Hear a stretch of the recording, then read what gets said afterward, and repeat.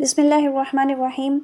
जी, आज की वीडियो में हम बात करने जा रहे हैं बिहेवियरिज़म पर। आज हमने इस थ्योरी को कम्प्लीटली देखना है। इसका इंट्रोडक्शन देखेंगे, इसका हिस्टोरिकल बैकग्राउंड देखेंगे, इसके सारे की पॉइंट्स को देखेंगे, उसके बाद इसको पॉजिटिव या नेगेटिव एस्पेक्ट्स में डिस्कस करेंगे और लास्ट में हम देखेंगे कि आज इस थ्योरी की कितनी वैल्यू है या इसको कितना इस्तेमाल किया जा रहा है। तो जी स्टार्ट करते हैं। बिहेवियरिज़म बेसिकली एक साइकोलॉजिकल अप्रोच थी जो ये कहती थी कि इंसान का जो बिहेवियर है ना वो बाहर के हालात और मामलात की बेस पर तब्दील हो सकता है। वो अपनी आदतें जो बनाता है वो बाहर के माहौल से इन्फ्लुएंस होकर बनाता है और बाहर से अगर उसकी उस आदत को बनने से पहले उसको कोई पॉजिटिव या नेगेटिव कमेंट्स उस चीज़ पर मिल जाए तो उसकी आदत वो बन सकती है या रुक सकती है उसकी तब्दीली। यानी कि सारा जो एक आदतें बनने का या बिहेवियर का जो एक सिस्टम है वो इंसान का बाहर से ही है, माहौल से ही है। वो माहौल से ही सीखता है और माहौल ही उसको तब्दील कर सकता है। तो लिंग्विस्टिक्स में बिहेवियरिज़म क्या है? ये एक ऐसी अप्रोच है जो इस चीज़ पर फोकस करती है कि लैंग्वेज को स्टडी किया जाए, कैसे एनालाइज किया जाए, ऑब्ज़र्व किया जाए बाहर के बिहेवियर्स और बाहर के रिस्पॉन्सेस को। लैंग्वेज जो सीखी जाती है वो ये कहते हैं कि ये बाकी बिहेवियर्स की तरह एक बिहेवियर है और ये बाहर की चीज़ों से इफ़ेक्ट होकर सीखी जाती है। इंसान अपने आसपास के माहौल से सीखता है, उसके अपने दिमाग में या उसके अपने वजूद में ऐसा कोई सिस्टम नहीं होता जिससे वो लैंग्वेज लर्न करता है। सारा उसका लैंग्वेज लर्निंग का जो प्रोसेस है वो बाहर की दुनिया पर डिपेंड कर रहा होता है।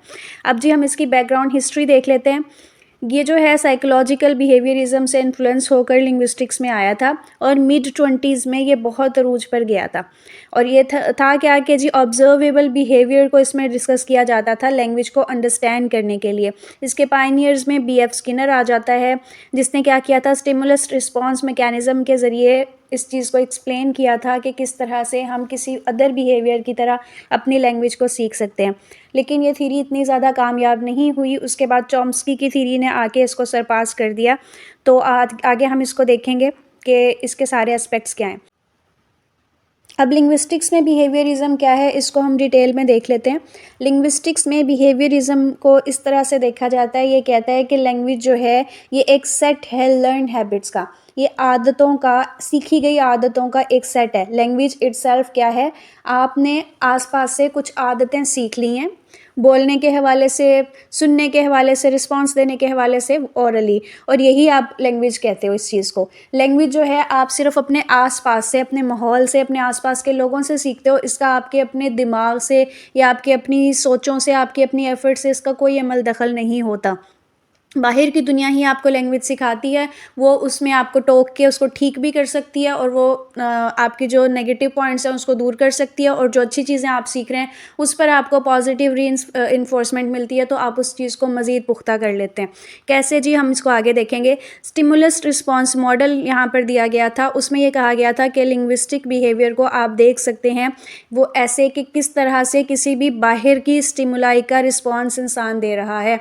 अगर बाहर उसने कोई लफ्ज़ सुना है तो वो उसका रिस्पॉन्स किस तरह से दे रहा है। इस स्टिमुलस रिस्पॉन्स मॉडल में यही बात की गई थी कि बाहर से कोई स्टिमुलाई आती है, कोई एक ऐसी चीज़ आती है जिसके रिस्पॉन्स में इंसान कुछ ना कुछ अपना रिएक्शन देता है, अच्छा देता है या बुरा देता है। फिर उसकी बेस पर आगे हालात या लोग उसको पॉजिटिव वो फीडबैक देते हैं या नेगेटिव फीडबैक देते हैं, और उसकी बेस पर उसकी लर्निंग होती है कि मैंने इस चीज़ को आगे कंटिन्यू करना है या नहीं करना है। इसका अगर हम बेस निकालेंगे तो B.F. स्किनर ने एक तजर्बा किया था चूहों पर।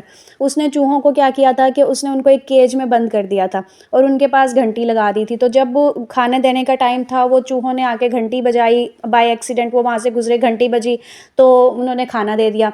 फिर जब नेक्स्ट टाइम इसी तरह हुआ कि उन्होंने वो घंटी बजाई तो उनको खाना दिया गया।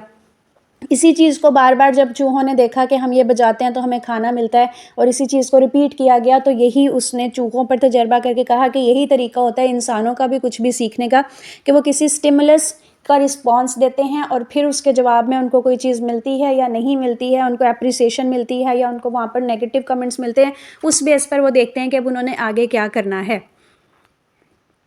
अब ऑपरेंट कंडीशनिंग की बात उसने की थी। बीएफ स्किनर ने ऑपरेंट कंडीशनिंग थ्योरी दी थी, जिसका मतलब ये था कि लैंग्वेज एक्विजिशन का जो तरीकाकार है उसको एक्सप्लेन किया जाए। वो ये कहता था कि लैंग्वेज स्किल्स जो हैं ये डेवलप होते हैं पॉजिटिव और नेगेटिव रीइंफोर्समेंट से।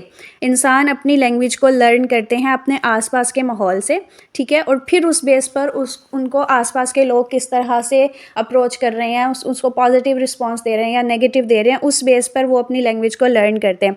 मिसाल के तौर पर किसी बच्चे ने कोई गाली सुन ली है, अब वो जवाब में उसी गाली को रिपीट करता है, तो ये जो गाली है जो उसने सुनी ये स्टिमुलस है, और रिस्पॉन्स में वो उसी गाली को रिपीट करता है, तो ये हो गया रिस्पॉन्स। अब उसके पेरेंट्स सुनकर उसको डांटते हैं तो ये होगी नेगेटिव रीइंफोर्समेंट, और इसका रिजल्ट ये निकलेगा कि वो बच्चा ये समझ जाएगा कि मैंने नेक्स्ट टाइम ये वर्ड नहीं बोलना। इसी तरह एक दूसरा पॉइंट होता है कि अगर कोई बच्चा कोई अच्छा लफ्ज़ आसपास सुनता है या कोई अच्छा फ़िक्रा सुनता है और वो उसको रिपीट करता है, तो उसके पेरेंट्स खुश होते हैं इस बात पर। ये हो गई पॉजिटिव रीइंफोर्समेंट।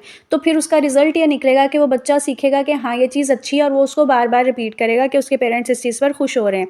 इसी चीज़ को ऑपरेंट कंडीशनिंग बोला उसने। ये मैंने नीचे आपके लिए पूरा इसमें डायग्राम में समझाने की कोशिश की है। स्टिमुलस से आगे आता है रिस्पॉन्स की बेस पर उसका पॉजिटिव या नेगेटिव रीइंफोर्समेंट होता है, और फिर उसका जो रिज़ल्ट होता है वो हमारी लर्निंग को डिसाइड करता है। अब यहाँ पर मैंने आपको बताया स्टिमुलस क्या है, कोई भी एक्सटर्नल चीज़ या इवेंट है, जैसे कि फॉर एग्जांपल कोई लफ्ज़ सुनना या कोई सेंटेंस सुनना। अब रिस्पॉन्स उस चीज़ के जवाब में क्या किया, लिंग्विस्टिक बिहेवियर क्या बना उस स्टिमुलस के रिएक्शन में, रिपीट किया गया उस लफ्ज़ को या सेंटेंस को या क्या किया गया। फिर रीइंफोर्समेंट होते हैं कंसिक्वेंसेस, पॉजिटिव या नेगेटिव फीडबैक, या तो करेक्ट किया जाता है या समझाया जाता है या अप्रिशिएट किया जाता है।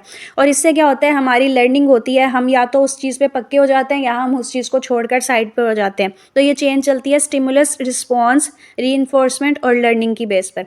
तो यहाँ तक आपको समझ आ गया होगा। यानी कि ये बात क्या कर रहे हैं बिहेवियरिज्म में, ये एम्फोसिस कर रहे हैं किस चीज़ पर, इमिटेशन पर, नकल करने पर। ये कह रहे हैं कि इंसान जो है लिंग्विस्टिक अपना बिहेवियर सीखता है कैसे, इमिटेट करके, नकल उतार के। लोग बच्चे अपना लैंग्वेज को किस तरह से सीखते हैं, वो अपने आसपास के लोगों से उस चीज़ को सुन सुन के सीख लेते हैं, तो फिर उनकी लिंग्विस्टिक हैबिट बन जाती हैं इस प्रोसेस से, और इसी तरह वो लैंग्वेज को ना एक्वायर करते हैं। इसमें उनके दिमाग का कोई अमल दखल नहीं होता। इन सिंपल वर्ड वो ये कह रहे हैं कि आप किसी भी इन्वायरमेंट में बच्चे को छोड़ दोगे, वो वहाँ से सुन सुन के सीख लेगा और उसका एक लिंग्विस्टिक बिहेवियर बन जाएगा। जहाँ हम और आदतें सीखते हैं, खाना खाना किसी को देख कर सीखते हैं, पानी पीना किसी को देख कर सीखते हैं, हम कपड़े किस तरह के पहनेंगे या किस तरह पहनेंगे हमने वो आसपास से देख कर सीखा। इसी तरह लैंग्वेज भी एक आसपास से सीखा हुआ ही एक बिहेवियर है, इसका आपके दिमाग से कोई ताल्लुक नहीं है। अब हम इस थ्योरी को एनालाइज कर लेते हैं। इसके कुछ पॉजिटिव एस्पेक्ट्स भी हैं और कुछ नेगेटिव एस्पेक्ट्स भी हैं। पॉजिटिव एस्पेक्ट्स में इसकी आ जाती है कि नंबर 1 ये एक एम्पिरिकल अप्रोच है, ठीक है, ये प्रॉपर ऑब्जर्वेशन पर और मेजरमेंट्स वगैरह पर चलती है। ये सिर्फ इन्होंने ऐसी बात नहीं कर दी है, हवा में बात नहीं कर दी है, यानी कि इन्होंने उसके फिजिकल एस्पेक्ट्स को देखा है, इन्होंने पहले चीज़ों को मेजर किया है, उसका एक स्ट्रक्चर फ्रेमवर्क बनाया है, फिर उसके बाद उन्होंने ये थ्योरी दी है।